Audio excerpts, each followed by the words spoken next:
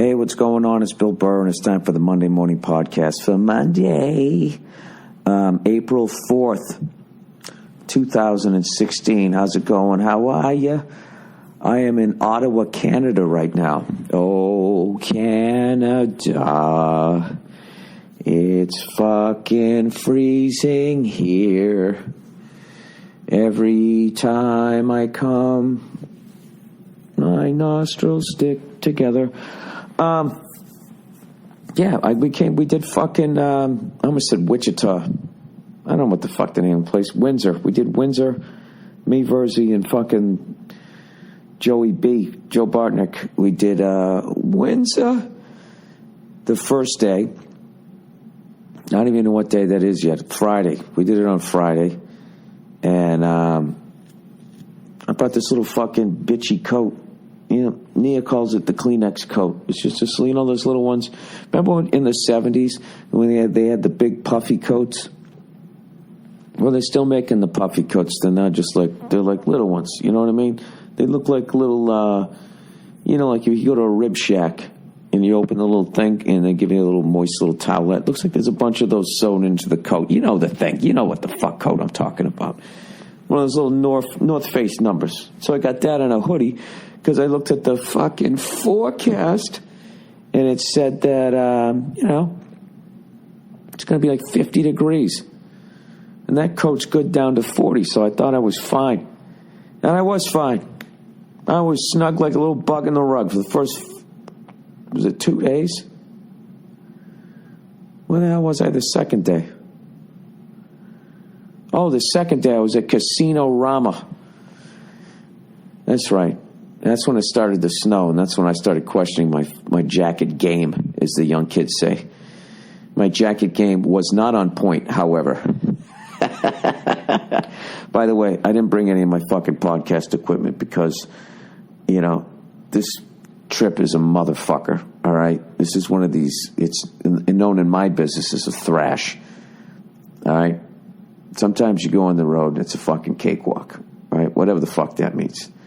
What is a cakewalk? I've never even looked that up. Is there a certain kind of way you walk when you're fucking carrying a cake? Maybe that's what it is. Sorry if the levels are too high here. Just trying to talk into my recorder like a microphone. That's going to be my guess. Is that when you have a fucking cake, if you have a cake, you're going to be walking a little gingerly. No offense to me, right? So you're walking a little lightly with it, maybe? You're walking like Paul Verzi when he puts on his fucking Jordan 4s for the first time. You should have seen him walking down the casino. He was walking like on his heels because he didn't want to crease them. I got to tell you something. I don't fucking understand people who fucking stand in line and then stab each other over a fucking pair of sneakers. I just really... Dude, did you see they got the new Jordan 3s around? Dude, they're fucking crazy. The new Jordan 3s are fucking crazy. I swear to God, they all look like nurse shoes to me. Big, stupid, bulky-looking fucking things. I think I have a pair of Jordan 1s. I like the colors. I never liked those fucking things either. When they came out and they were red and black, I thought those were the ugliest fucking things ever. I told you before, I'm part of the back in the day. I like those Bruce Jenner decathlon shoes. Just simple pair with fucking 3 stripes on the side. I was cool with sneakers right through towards the end of the 80s when they started having like the fucking Bo Jackson, the Neon Dion fucking... Remember that neon green and neon pink, those fucking sunglasses? The second it went into that shit, those pastel colors, and the stupid fucking Reebok pump.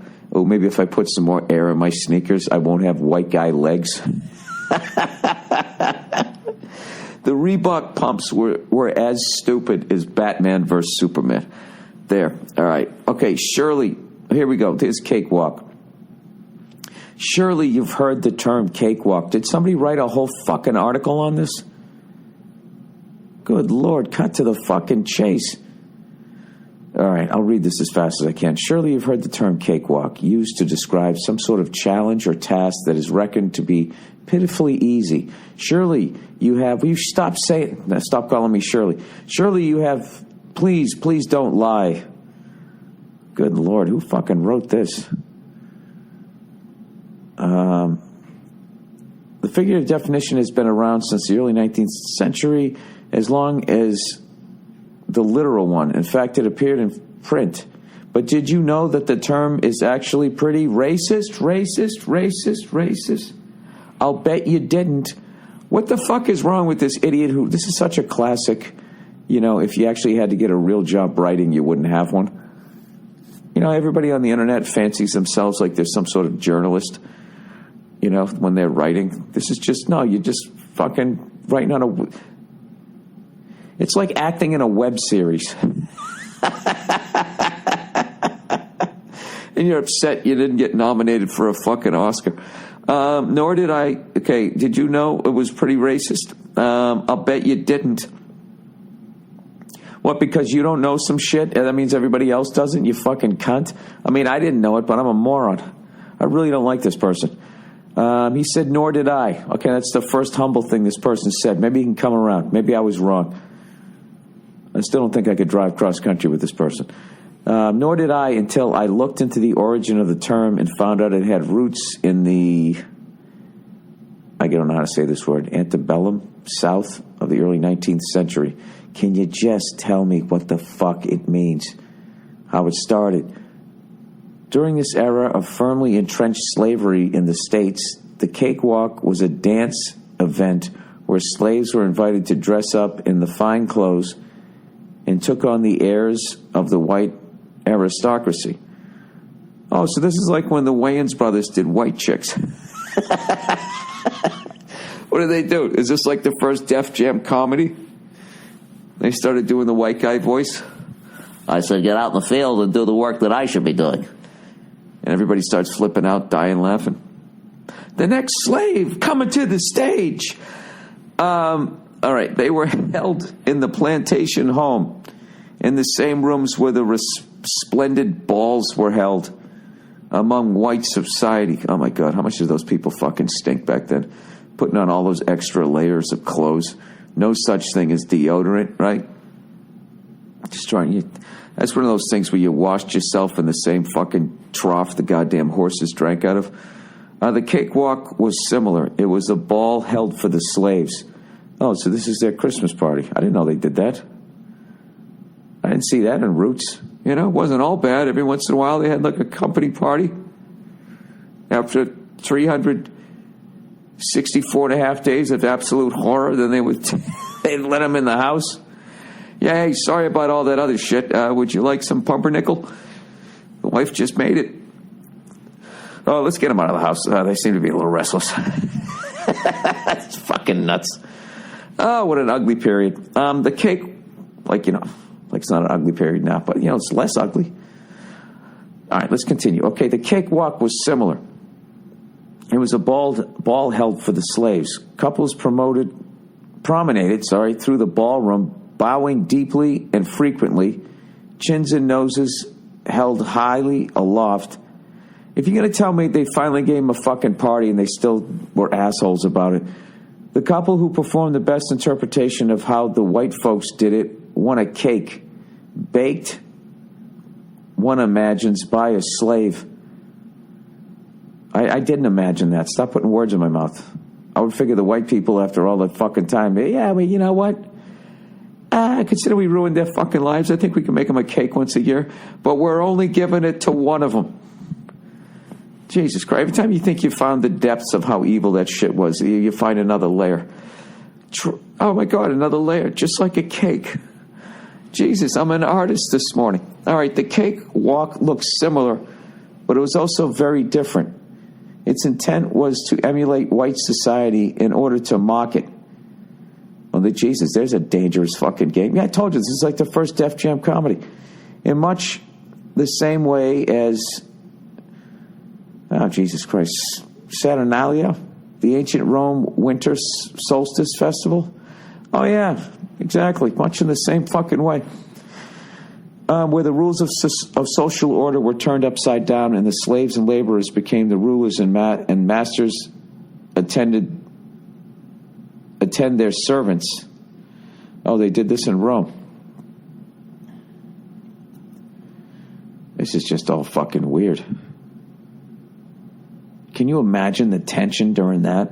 So then the masters fucking tended to the slaves. And the slaves wanted to be just as fucking mean, but then they were like, well, we got to kind of alligator arm this shit because it goes back to the regular way tomorrow. And then I would think the master would be like, all right, you want me to wade into that sea of hatred towards me? Just keep an eye on me, please. Stay tight, okay? If I itch the left side of my nose, that means I'm fearing for my life. The slaves involved did indeed mock the ridiculously refined customs of the aristocracy, yes, and they surely meant it. But during the cakewalk, they were allowed to mock them. And by ruling over even the very event that should undermine his authority, the plantation owners managed to assert his authority. You know something? I was in such a fucking good mood. I hate this shit. It's a fucking cakewalk. Well, you know what? I already clicked off. So how does that mean it's easy? What does that mean? It's a cheap laugh? You know what? I got to go back. I just closed the fucking window. I got to go back and... So how the fuck did that become? That does not sound easy to me. Being a slave all year and then you get to do one fucking day where you get to make fun of the master. It's not a cakewalk. It's fucking difficult, right? All right, as if its roots in slavery don't make the cakewalk racially charged enough, it transitioned in the minstrel show. How did it transition into meaning something easy? Of the Jim Crow era, or even worse. Gone was even the power allotted to the slaves by the mock and jest of the original cakewalk. In stage reproductions of the balls, white performers in blackface performed as blacks who made sincere, clumsy attempts at emulating whites out of a desire to be like them, not to undermine them. Oh, okay. And then it became that. I still don't understand why it's easy. The original cakewalks being local affairs held. You know what? Fuck the fucking internet. All right. Can I fast forward through this?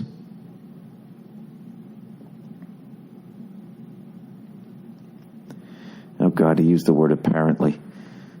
There's no other word alternative comics like to use more than that. Apparently. All right, clumsy attempts. Blah, blah. The original cakewalks were being local affairs held in the confines of the southern plantation, the minstrel shows traveling. As a matter of course, it was later interpretation they became to define the concept of the rest of the country and the world, and what you could describe perhaps as a deep desire to stop being so incredibly racist. American society as a whole abandoned the racial basis of the cakewalk in favor of it simply describing something so easy that just walking could yield the reward of a cake. There it is. The definition is still vaguely racist. It isn't racist. If you think the definition means it's going to be easy, you're not even being remotely vaguely racist. You just don't know the history. Right?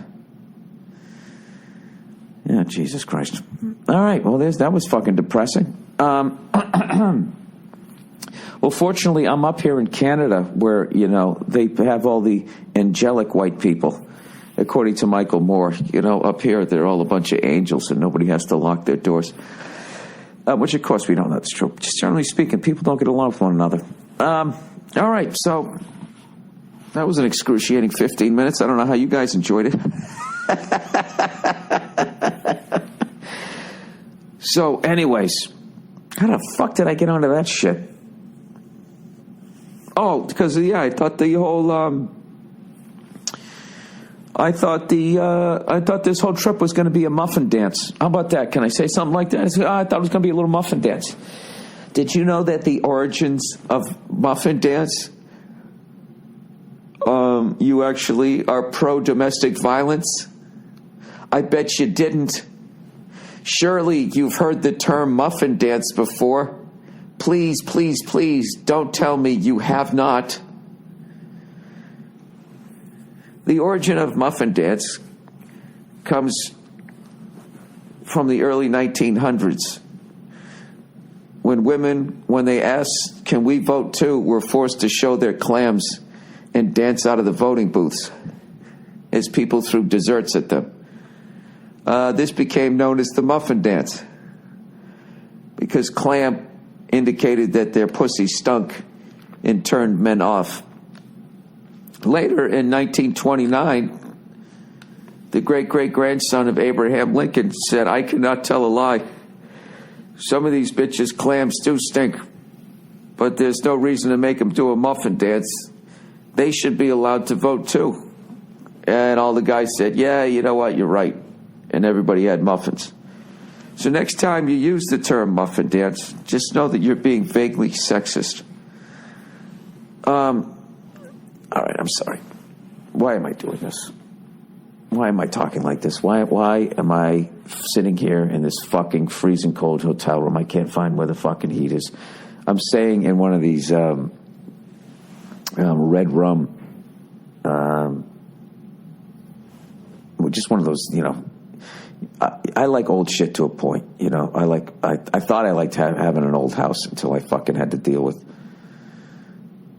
all the bullshit I had in an old house. Old hotels, I love the lobbies, but the second you fucking go up to your room, you start walking down the hall, you know, you feel like you should be riding a big wheel, and you're going to come around the corner and those two creepy fucking chicks are going to be standing there. God damn it, that fucking movie freaked me out. That movie's it's still disturbing. That's just a disturbing fucking movie, you know. And it's not the fact that he goes completely fucking insane. It's just, as a comedian, watching a man suffering through writer's block like that, and having that woman coming up whose face is shaped like a fucking parking meter, asking you how it's going every fucking 20 minutes. I love how they blame the fucking hotel rather than that, you know, what I would say, she means well, you know. They just were a bad couple. I think that's what it was. And when they were down in society, they could go to events and they could sort of water down their awful relationship by interacting with others. And then once they just got, you know, once they were just staying there at the fucking hotel, you know, for the whole goddamn winter. I don't understand why they had to be there to watch it. You know what I mean? Like, what are you going to be doing up there? I mean, the level with which that it's going to fucking snow, no asshole is going to go up there and vandalize the place. If they come there, it's because they need shelter. There was really no reason for it.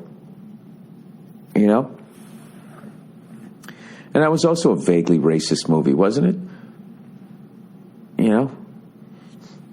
Saying reverse racist, that white people will be like, "Oh yeah, oh, the fucking snow's 50 feet in the fucking air. Oh yeah, I gotta write a book. Yeah, why don't I fucking go up there? Yeah, I'll hang out there and I'll do my own room service every fucking day. I'll stay in room fucking 706, and every day I'll take a fucking elevator all the way downstairs to the kitchen." Who the fuck would sign up for that? Really didn't have any sympathy for him. You know? I'm just fucking with you. I think it's a great movie. I'm just in a grumpy goddamn mood because today I got to drive from fucking Ottawa all the way up to Sudbury.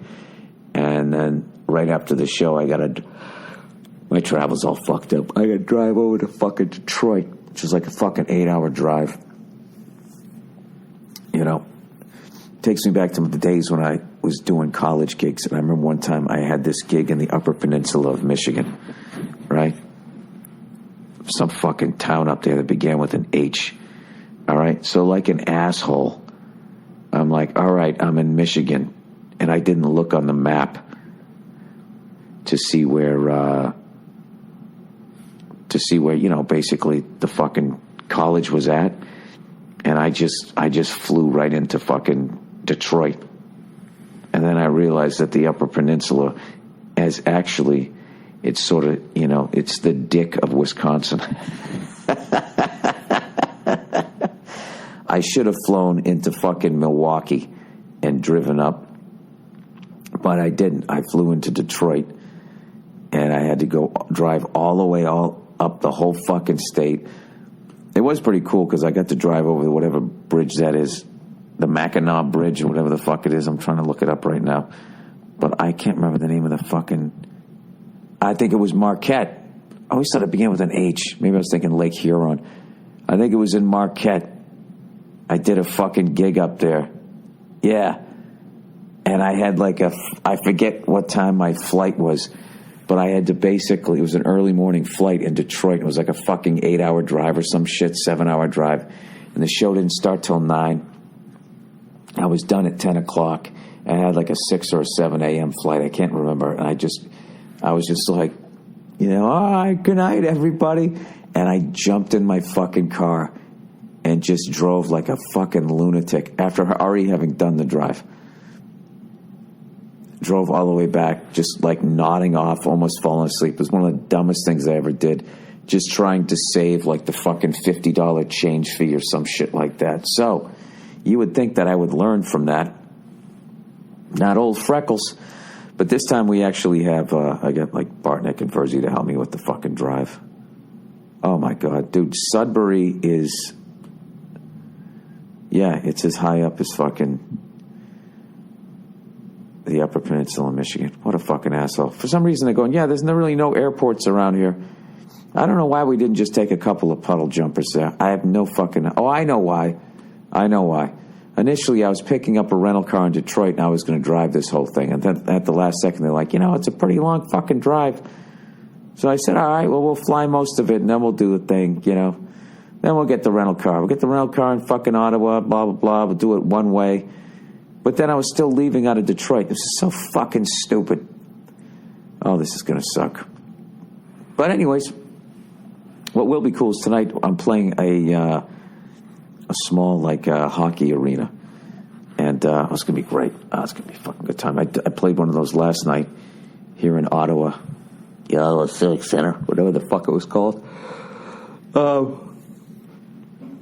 Anyways, this isn't what the fuck I want to talk about. I had something else I want to talk about, but I got to read the fucking advertising here. I know this podcast is all over the place, okay?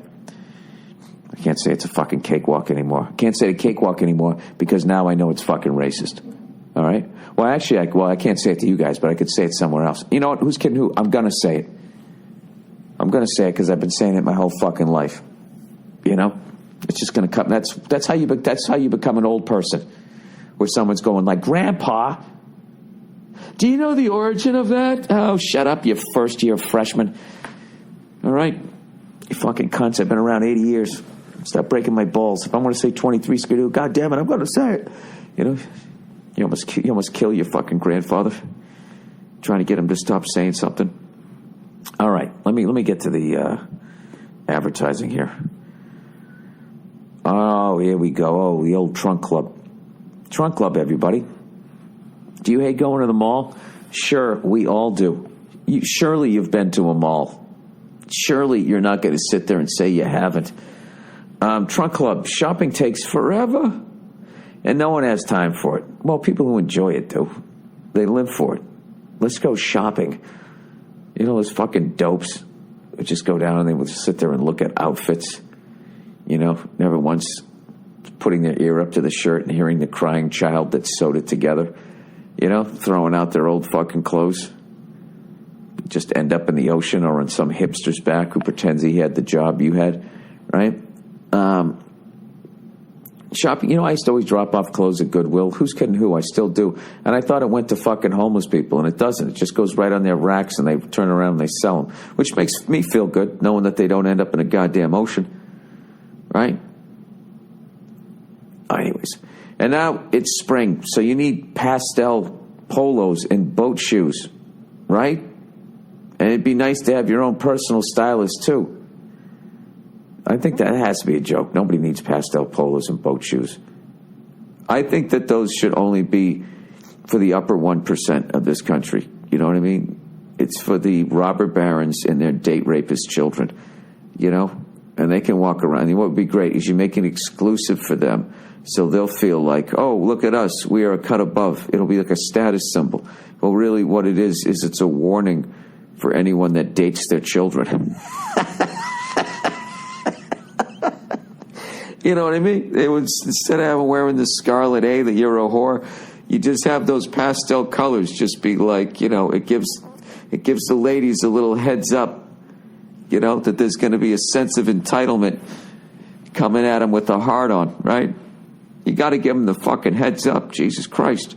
I'm just trying to do my part here, right? Let me pour out a little wine cooler for Edith Wharton here. And it'd be nice to have your own personal stylist, too. With Trunk Club, you don't ever have to set a foot in a store. And you get your very own stylist for free. Make it easy to look your best in clothes that fit you perfectly. Handpicked by your own personal stylist for free. With Trunk Club. Go to trunkclub.com/Burr. Type in your measurements. Share your likes and dislikes.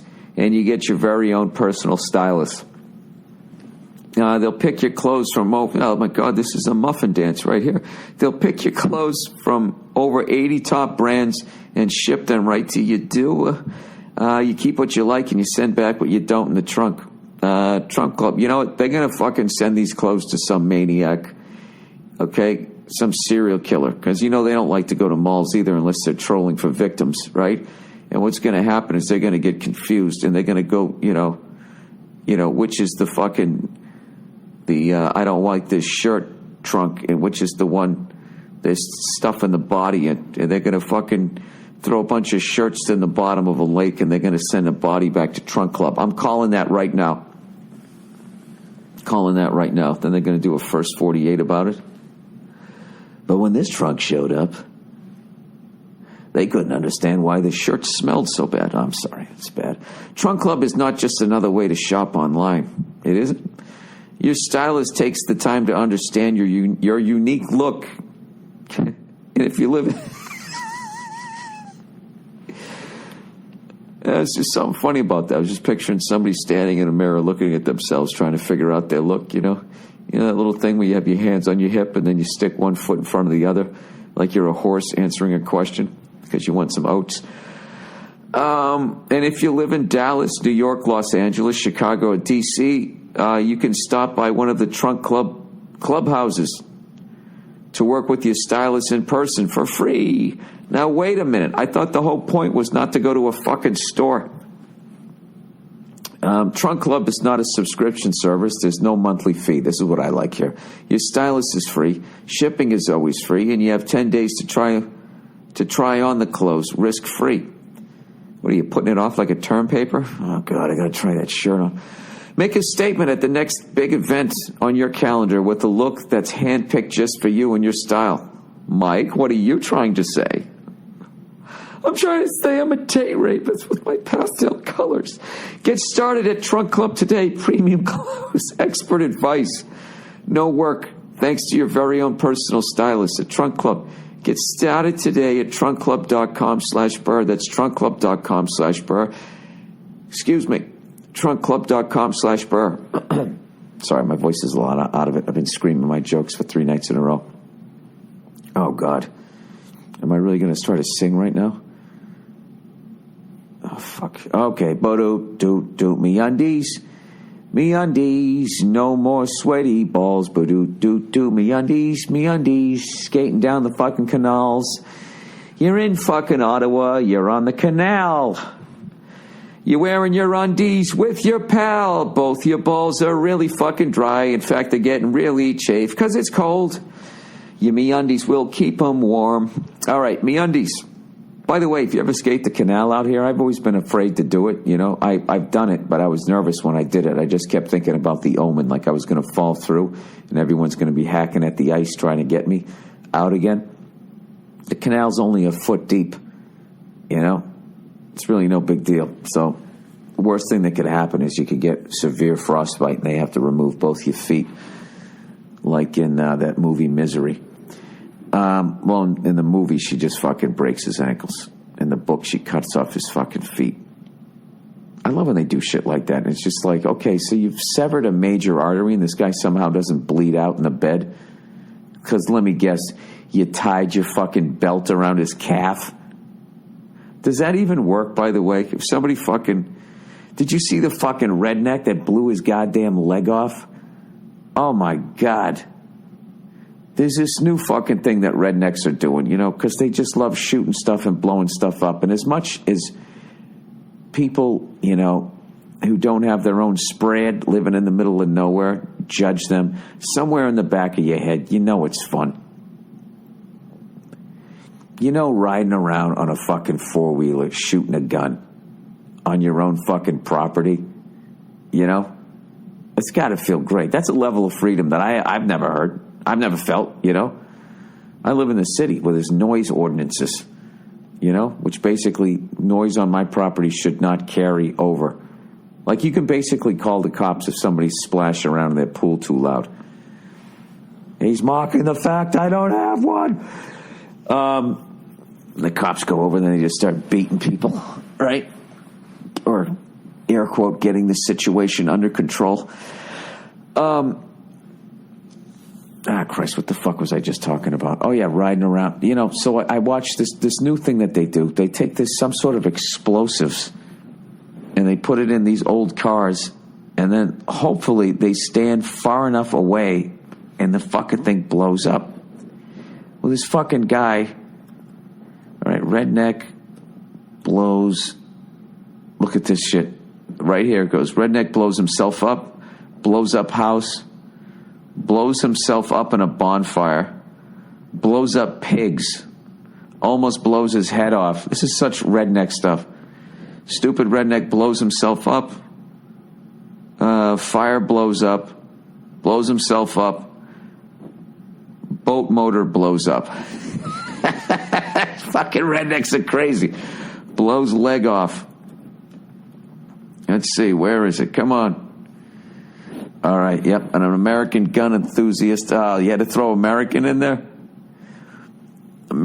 Georgia man loses leg after explosive-filled lawnmower. I will link you this. You don't see his leg blow off, but you blow off his body, but this guy basically, it's called, I hope I say it right, tannerite. It's some sort of explosive, and the new thing that these rednecks do is you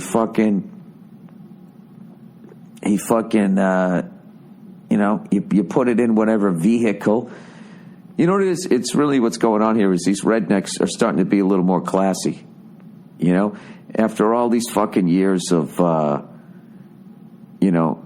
having a car die, and they just leave it on their front lawn. Now they're getting rid of it. They're blowing them up. So they put this tannerite, however the fuck you say it, it's just explosive.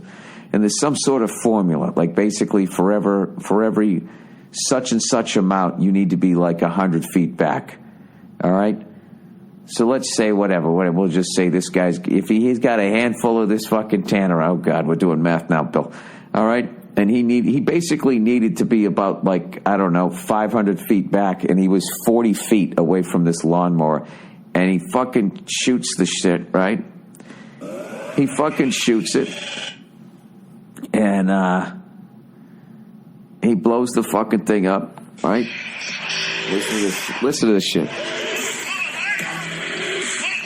Here, somebody had to do their fucking DJ remix of it. Anyways, he's shooting it, and he's shooting the lawnmower, and all of a sudden it fucking blows up, and then he's on the ground, and you can't see anything. The camera's pointing at the ground, you just hear him go, I blew my leg off! Fucking unbelievable. I'm amazed that he could actually say that. I would just be staring at the stump going, ah!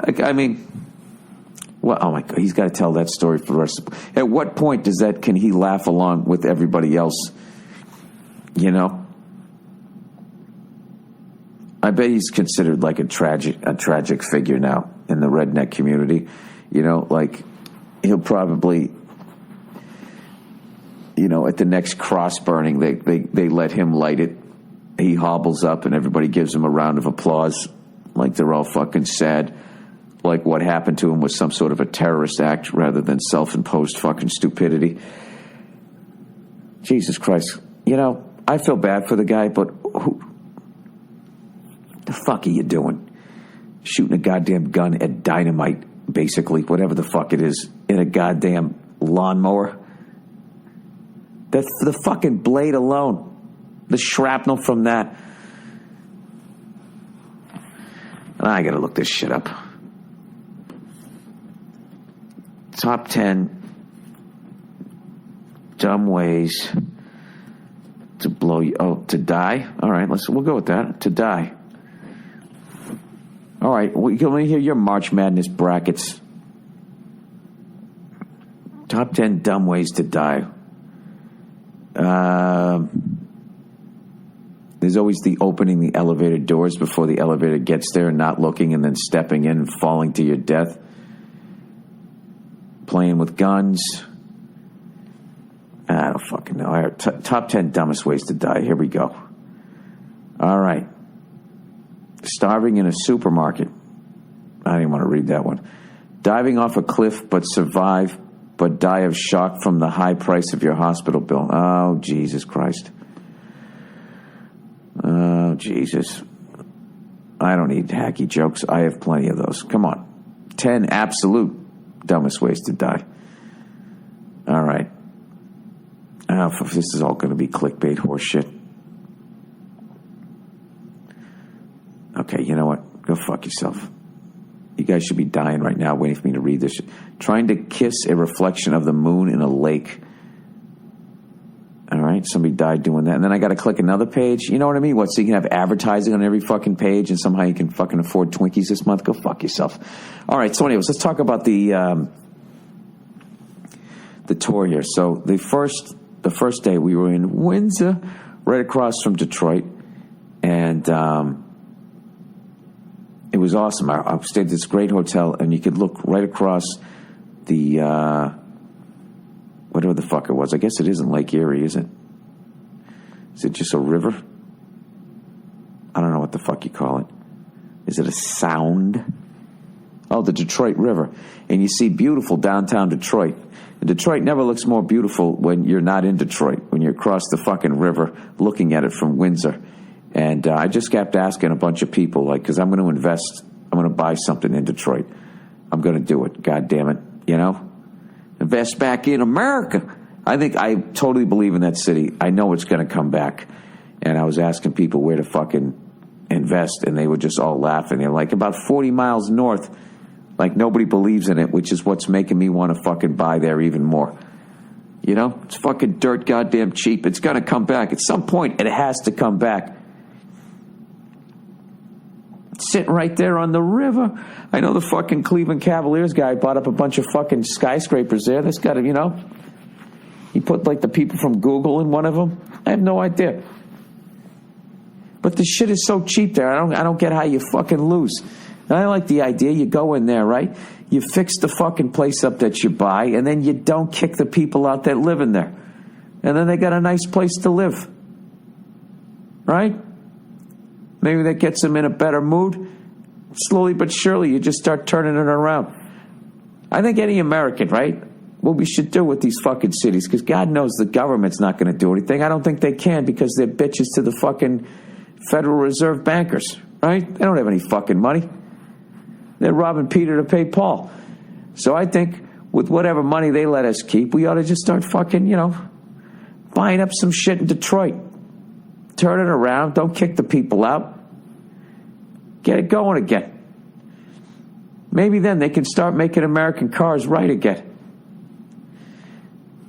Start fucking with the BMWs, the Audis, and it's a fucking travesty that we don't really have anything that can fuck with those cars. The fact that they're going to alligator arm the base level Cadillac, the base level Lincoln Continental, all right, are going to pale in comparison to what those maniacs in Germany are doing. I mean, I don't understand why. You know we can fucking do it. I guess Buicks are selling like fucking hotcakes. Is that a racist? Is that a racist thing? Anything with cakes in it, I think, is racist.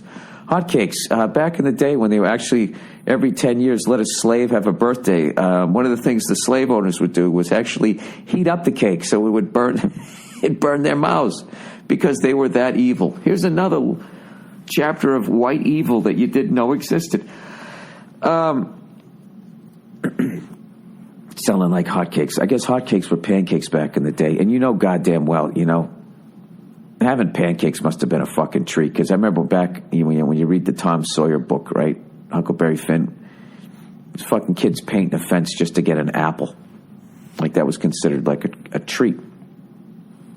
Because all day long you were just sitting around eating fucking, I don't know, chewing on shrubs. I don't know what the fuck you were doing.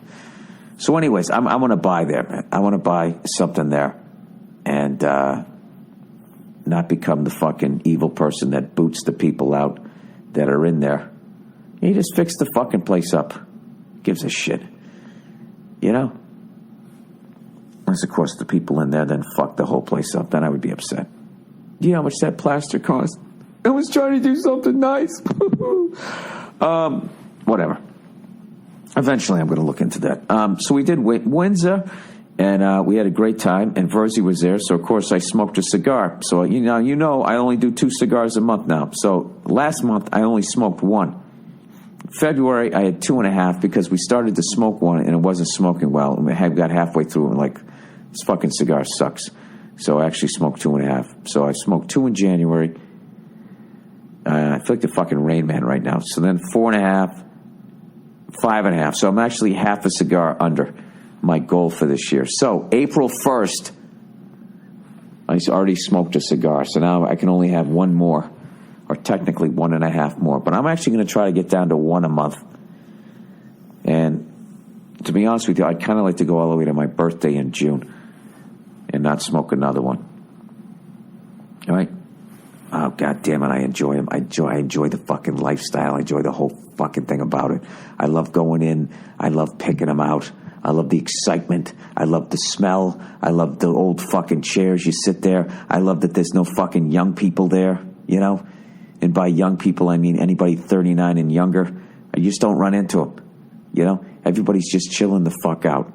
Smoking a cigar, I don't care what kind of a maniac you are. All these fucking kids that they put on Ritalin and all this type of shit, you just give these kids a cigar. Just have them sit down, puff, you know, next thing you know, you're thinking about, you just think about how great life is. There's something about smoking a cigar that's all, you're just not thinking how great it is. How great it is that you can enjoy the fucking day. You start planning your retirement. How the fuck are you going to get out of this bullshit?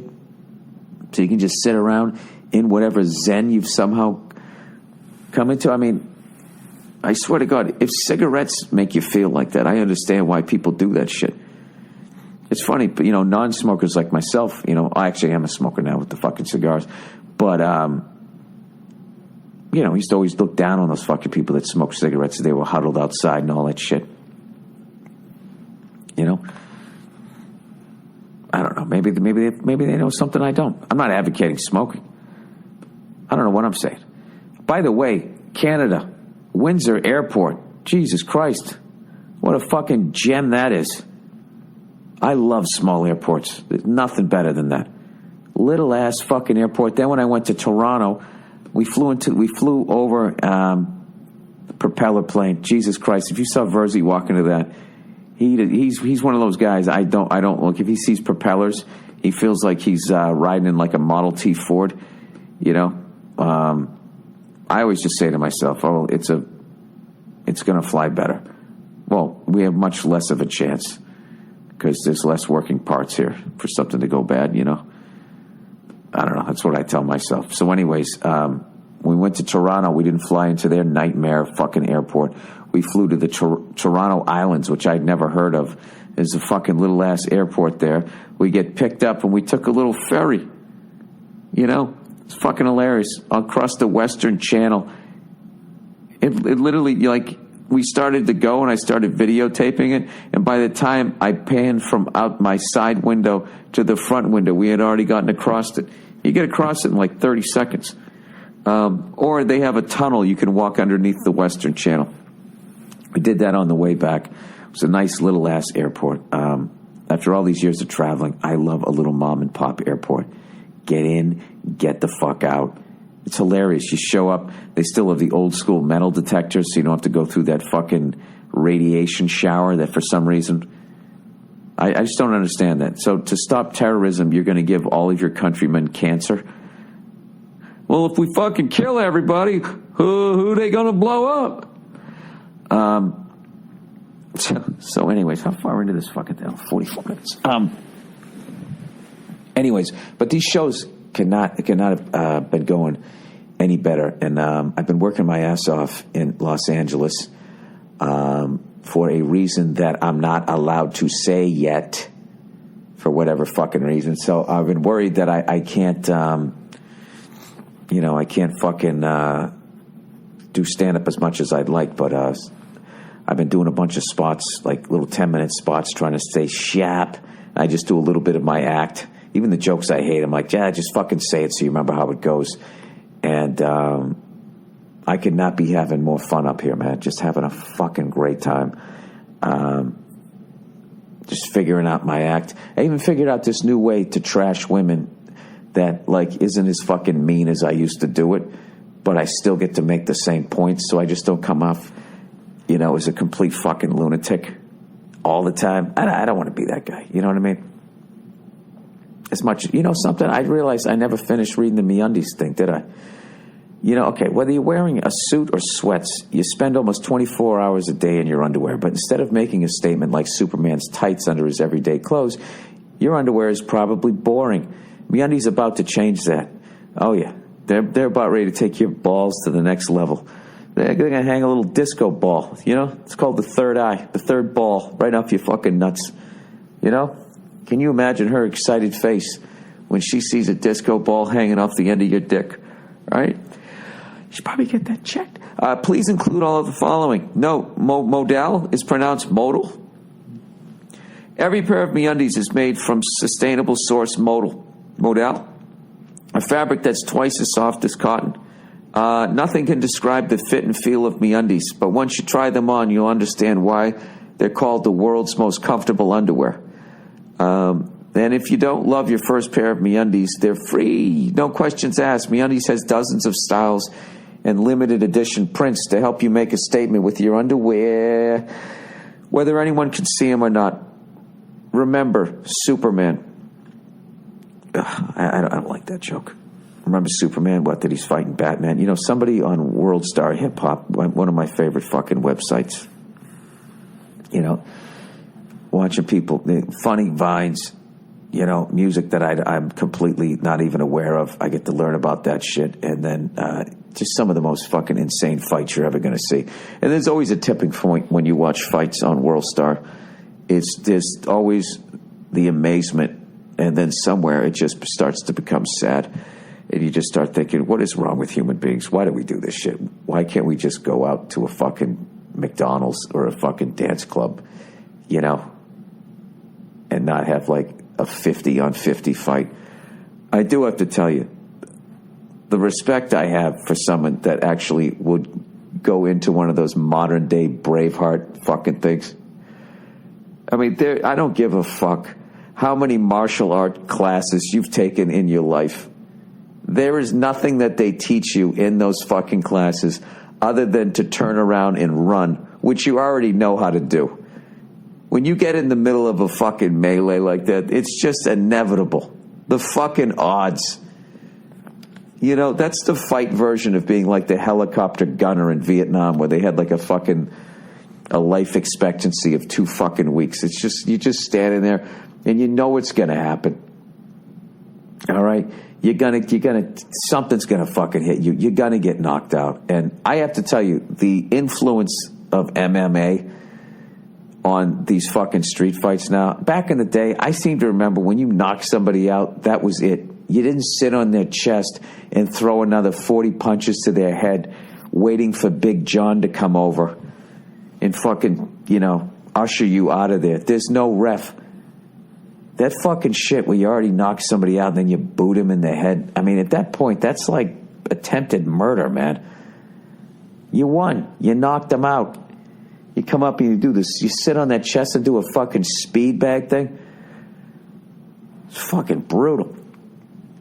But anyways, these MeUndies, I'm going to get through this. Shipping is free in the U.S. and Canada, and you save up to $8 a pair with MeUndies subscription plan. Get the subscription. It's like a fucking end zone dance. I always thought it was cooler when you fucking just scored a touchdown, you flip the ball to the ref. I'm going to be doing this all day. If you knock somebody out, you just turn around like, my job's done here. And you walk away like Clint Eastwood in one of those Drifter movies. If you sit on that chest and you're like, you fucking kind of spaz out, screaming, "What did I tell you, bitch?" with your voice goes up 9 octaves. When your voice goes up like 9 octaves like that, you kind of betray your badassness. You kind of, you hear a level of excitement like, oh my God, I can't believe I won. That's what I always hear. Having said that, I wouldn't want to fight anybody in those videos. And it's not even the fact that I know I would lose. I just know that after I was knocked out, you do irreparable fucking, I can't even say the word, brain damage. Just unnecessary fucking brain damage. You knocked me out. You won. I'm laying there, okay? My hands are pointing out into outer space. I'm knocked out. You know, why do you got to go there and knock my melon around more? If I was running for president, I would bring that up. I see in America that goes back to when you knock somebody out, you walk away like Clint Eastwood in a spaghetti western. All right, shipping is free in the U.S. and Canada, and you can save up to $8 a pair with MeUndies subscription plan. Get the subscription or a single pair. Get 20% off your first order when you go to MeUndies.com/Burr. That's MeUndies.com/Burr for 20% off your first order. MeUndies.com/Burr. All right, Dollar Shave Club, everybody. Jesus Christ, I got 2 more of these fucking things. Dollar Shave Club, everybody. DollarShaveClub.com is a special offer for new members who join today. You'll get a free month of the Executive Razor when you buy a tube of Dr. Carvey's Easy Shave Butter. I'm saying Carvey's, all right, because that's how I've been saying, even though it's Carver's. I like saying Carvey's, and I'm a big fan of Dana Carvey. All right, so there you go. This is the first time they've ever done something like this. And once you try DollarShaveClub.com, you'll become a proud member like millions of others. One reason is because they deliver amazing razors right to your door for a third of the price of what the greedy razor corporations charge. That means when you join Dollar Shave Club, you can afford to shave with a fresh blade anytime you want, which feels fantastic. You'll get a free first-class shave when you use the Executive Blade without hurting your wallet. What is the Executive Blade? Another reason is their Dr. Carvey's Easy Shave Butter. Using it with the Executive makes the blade glide gently for the smoothest shave ever. Dr. Carver's Shave Butter isn't your average shave cream. It's a unique conditioning formula with high-quality natural ingredients, leaving your skin unbelievably soft and smooth. And right now, new members who buy a tube of the shave butter get the Executive Razor for free. You know what? They've never done anything like this before, so take advantage of it before they come to their senses. And it's only available by going to DollarShaveClub.com/Burr. That's DollarShaveClub.com/Burr. Hey! DollarShaveClub.com/Burr. All right, Stamps.com, everybody. This is the last one, mercifully. All right, Stamps.com. Trips to the post office are never convenient. Well, if you don't like your wife, they're fucking great. You know what? I'm going to walk. So why not get postage right from your desk with Stamps.com? Stamps.com even gives you special postage discounts you can't get at the post office, including first class, priority mail, express, international, and more. You'll never pay full price for postage again. Here's how Stamps.com works. Using your own computer and printer, buy and print official U.S. postage for any package or letter. Then just hand your mail to the mailman or mail lady, or drop it in the mailbox. It's that easy. No wonder over 600,000 small businesses are already using Stamps.com. I use Stamps.com whenever I send out one of my fucking posters. You know what's funny? I have a poster for this tour, the Plowing Ahead tour, and it was an old Telly Savalas movie poster, right? And, you know, I spent all this money having this guy do the whole thing up, and we had the whole fucking tagline on it. You know, it looks like an action movie, like I'm sitting there, but Telly Savalas was holding the gun. I'm holding a microphone. We both are bald-headed, right? And he had a casino and all that shit. I have like a helicopter and all this dumb shit that I'm fucking into. So it looks like this action movie. And then we had all this fucking just, you know, silly shit.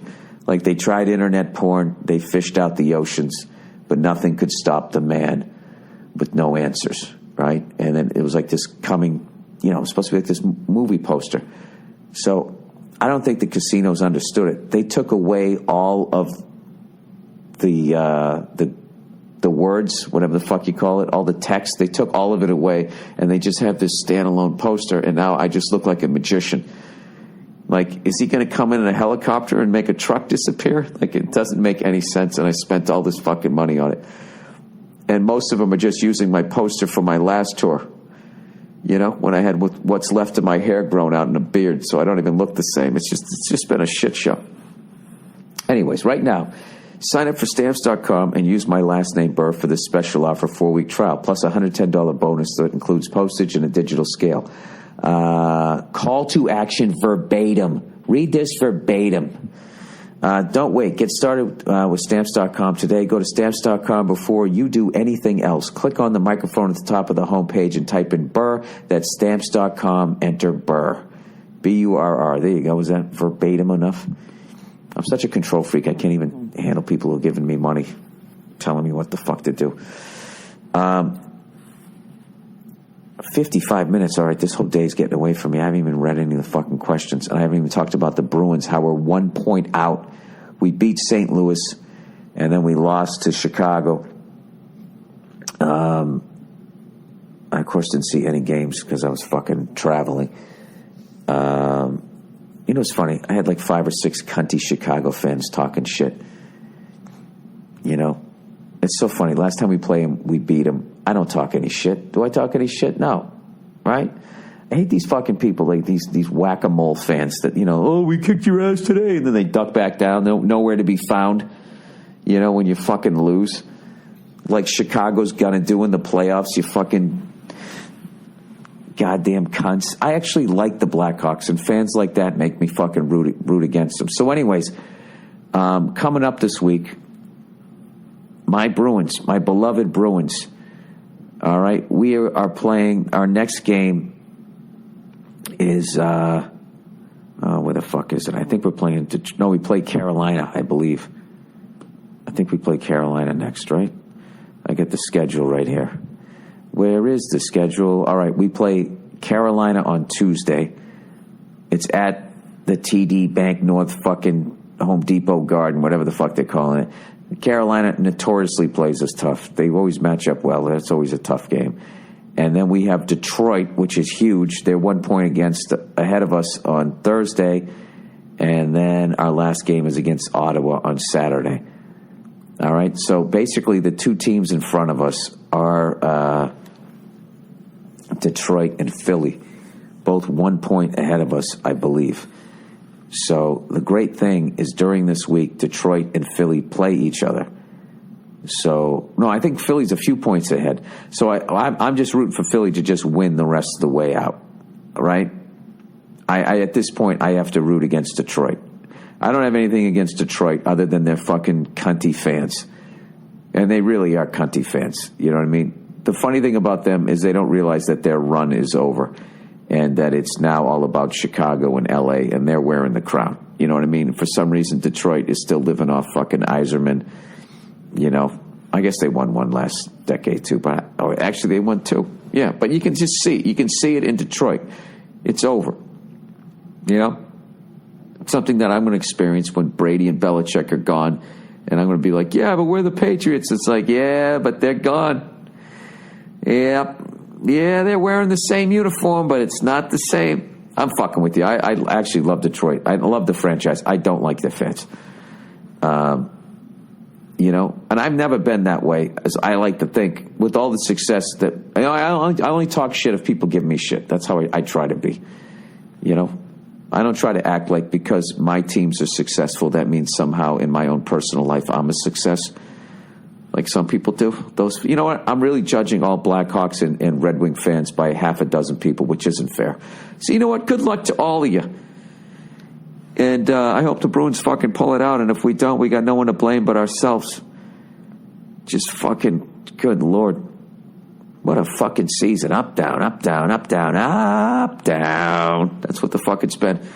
Now I just need up for the last 2, 3. Up. Just fucking nice 3-game winning streak. And no one will remember any of this shit. Dan Shaughnessy is sitting there with a fucking heart on, being like, I can finally write an article about hockey that I understand. Somebody blew it? Oh, yeah, I can write this all fucking day. All right, let's get to the questions, then I got to get the fuck out of here. All right. The All-Star Cafe. On March 28th podcast, you briefly mentioned you were a regular muncher, and Nia was a waitress. The Allstate, not the All-Star. For some reason he wrote All-Star up here and then Allstate. Before she got pink slipped, and the now closed down Allstate Cafe on the Upper West Side.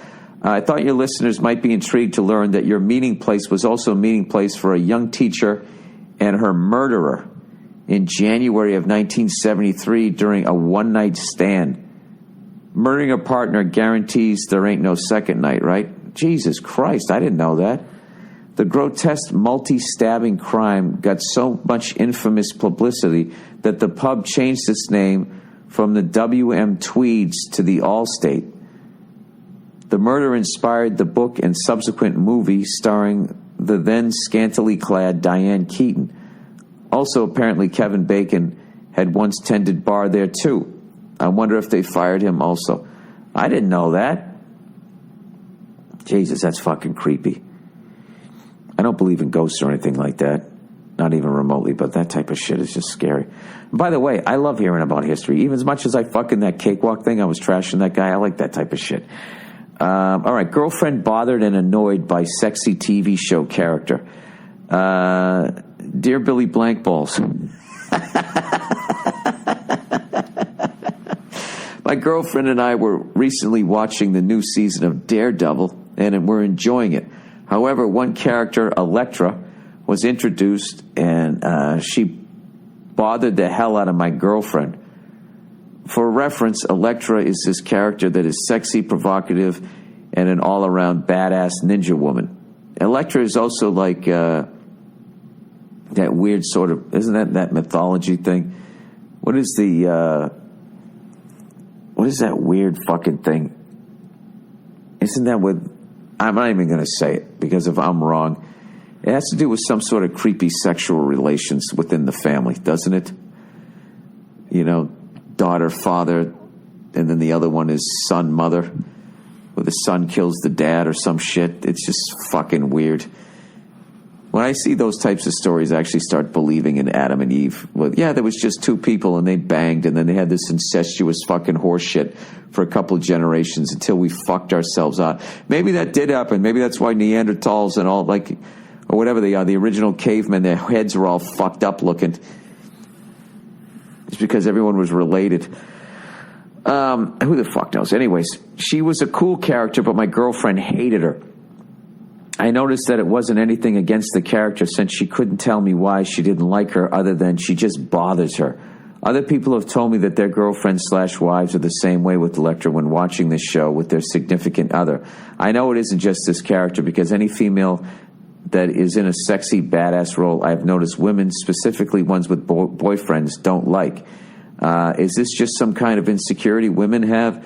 Do they really dislike their boyfriends seeing someone that may be sexier than them? Well, yeah, if you fucking put it that way, they're going to be annoyed. Hey, honey, you know, let's see that girl. Look how much sexier she is than you. When she watches Fight Club, you know, does she say how fucking much better old Brad Pitt's looking? Anyways, are they worried that this fictional TV character is going to steal me away from her? I am wondering if I should say anything, because quite frankly, it's starting to get on my nerves. She will root against the character for no reasons besides the ones listed above. I don't know if I would just make her more pissed off, though. Have you ever been in a situation like this? Love the show, and as always, go fuck yourself. Here's the thing. One of the worst things you can do when you get into a relationship with a woman is to start having your behavior be dictated by just trying to keep them in a good mood. All right? I'm not saying walk around and be an asshole, but if you're not being a fucking asshole and they're just being moody fucking assholes, like, you got to call them out on it. Yeah, like, and this is another thing too. You got to treat them like adults rather than treating them like children, which is what a lot of guys do, because physically we're stronger than them. So you feel like if you say anything to them, it's like you're yelling at a child. You're not. Not only is that an adult, in a lot of ways, they're more advanced because they can't beat the fuck out of you. They have to go with their mental, right? That's why they can just manipulate you like a fucking little puppet there, because they can just play Jedi mind games, because they're not going to, from day one, they're like, all right, this fucking thing is going to be stronger than me at some point, so I need to learn how to control it just using my brain. right? That's how you end up holding fucking yarn. Oh, who's kidding who? No woman sews anymore, right? They barely even cook. That's how you end up at fucking brunch.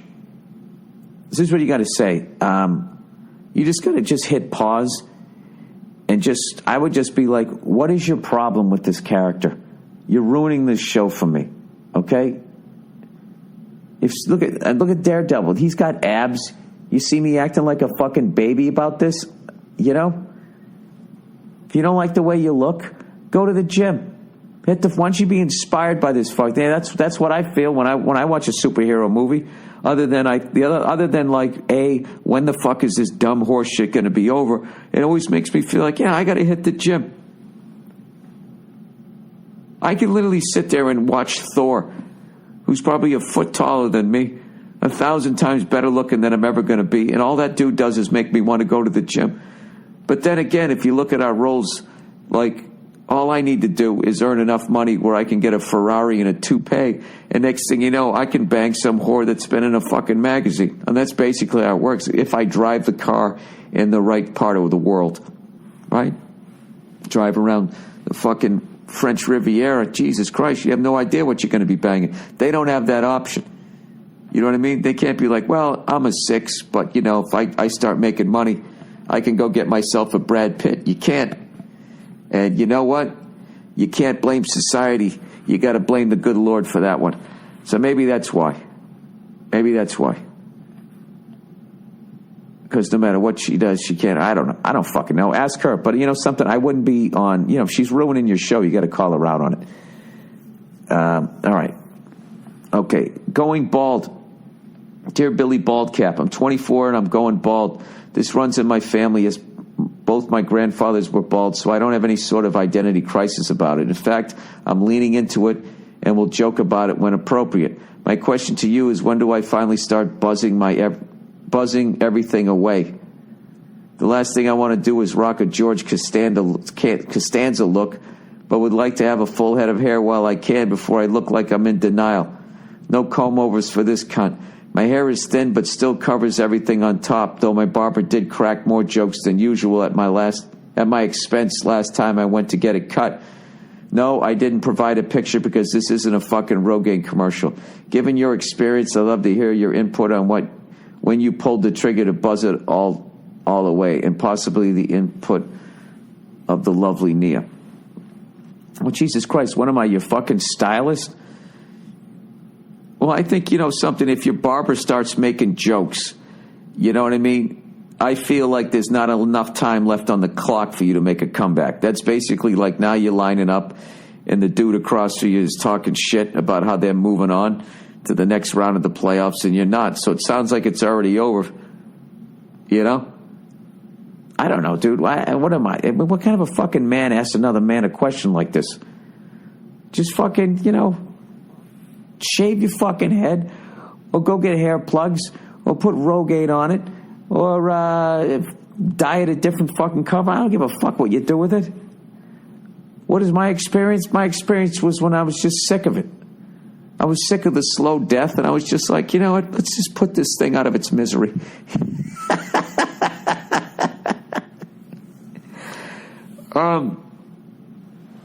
And I got to tell you, it's not nearly as bad as everybody fucking thinks. Who's kidding who? Everybody would love to have a full head of hair. But you know something?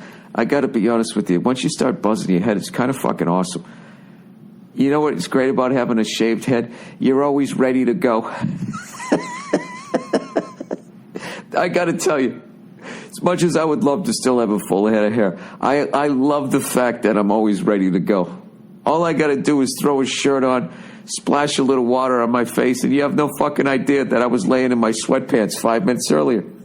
Oh, speaking of which, I'm just kidding. I always make sure I get ready. There was this fucking person, I went out, I took some pictures with people after the show. And these fucking people that have, like, this fucking guy comes up, I can already smell him. All right? And then he goes to put his arm around me during the fucking picture, and I'm telling you, like, literally could make paint peel off the fucking walls was how bad this guy's body odor was. And and he's with other people and they don't smell. It's like, why don't you say something to him? Because I'm not going to say it. Okay?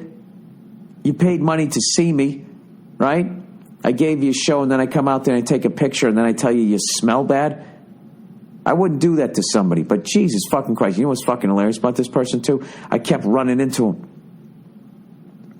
And then this person just loved to tell a story that somehow involved, lifting his arms up past his fucking shoulders. Jesus fuck, man, I never noticed how much you lift your arms during telling a story until I ran into this. This guy fucking reeked. Fucking reeked. Just completely fucking unacceptable. Well into his fucking 20s. And he's standing, he's got a couple of friends with him who don't reek. Oh my God, I wish I had one of those old school fucking, the spray-on deodorant. And as he was telling the story, I'd be like, yeah, and just holding my nose, and I would just spray under one armpit. No, keep telling the story and then spray under the other one. And then I just hand him the can. Do the math there, fucko. All right. Psycho girlfriend. All right. Psycho girlfriend. Where am I? Okay, so my girlfriend and I have been together for about 5 years, and lately I've been feeling the get engaged pressure from her family. Well, yeah. I'm 23 and she's 21. All right, let me rephrase that. Well, no. I thought you guys were older. We've been together since high school, and I haven't experienced much else besides, of course, the young middle school tug job girlfriends. I'm afraid of someday regretting missing out on meeting a ton of different girls like all my buddies have been. I mean, you're only young once, right?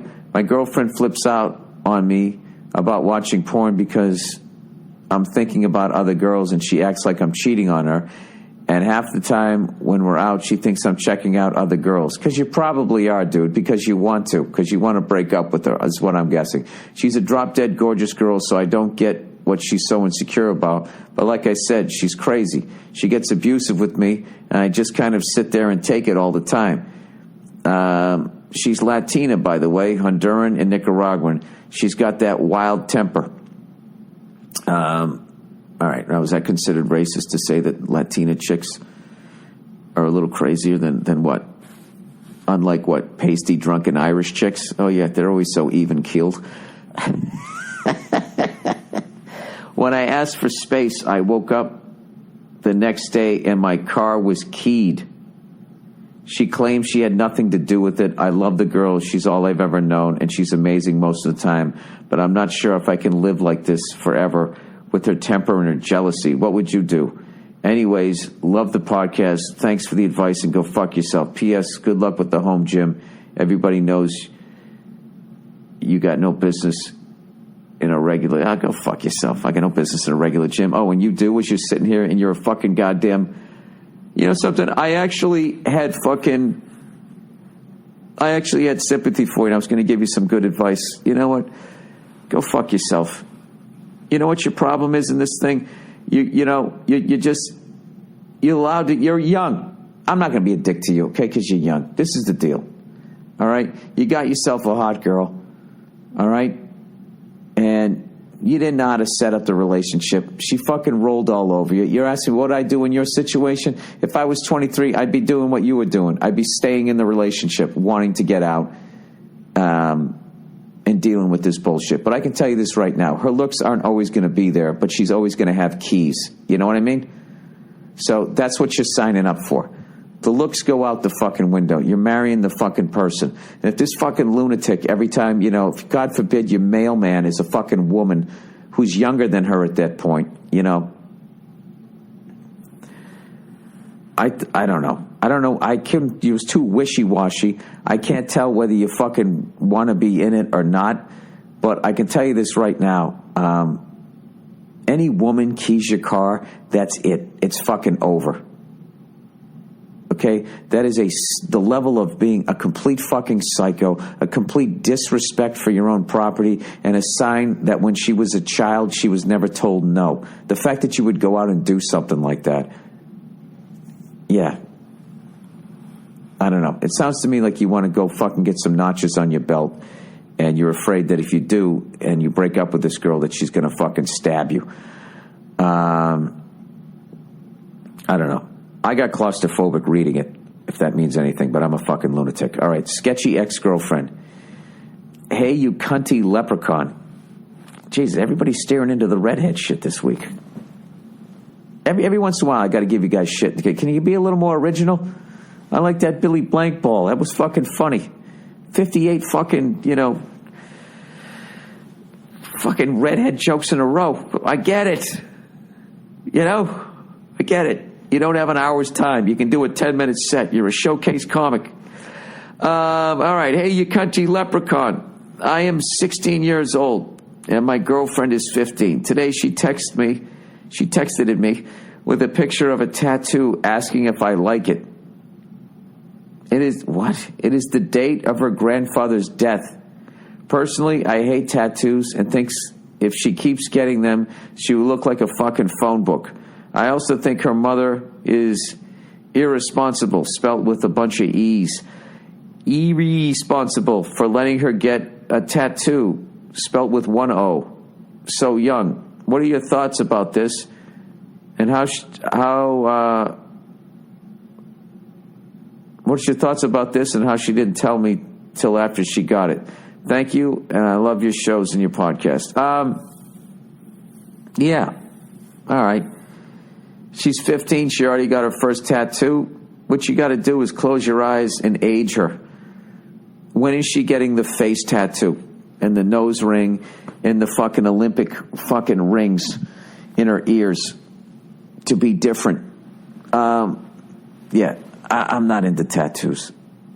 I think a certain type of person can pull it off. And that's not 98% of the population. But 98% of the population, for some reason, has tattoos now. I don't get it. I feel like there's a certain level badass dude and a certain level badass chick that gets tattoos. And when you meet him, it makes sense. And it actually, I don't know. If I see a woman and she's a badass and she has tattoos, it actually makes her more attractive to me. If she's just some fucking dope, and she has like some advice column tattooed on the back of her fucking neck or some Chinese sign above her ass crack, symbol, then yeah, it's just like, oh, Jesus Christ. Like the amount of people out there that get sleeves. Like back in the day when you got a sleeve, you were like some biker outlaw. Now it's like you work at Urban Outfitters. And the biggest badass thing about you is your fucking music selection on your fucking iPhone. I have no idea. All I know is I got to get a rental car in 10 minutes. If I don't, I'm going to be late to my show. So this is the podcast for this week, the Monday Morning Podcast. God bless all of you. I love when you guys trash me in the fucking emails. But yeah, can we just can you keep it interesting for the reader here? I know I'm a redhead. I know they're easy jokes, but come on. What if I did that with my stand-up act? Would you come out and see me? If I was out there going, what's the deal with New York and L.A.? All right, go fuck yourselves. I'll check in on you on Thursday. See you.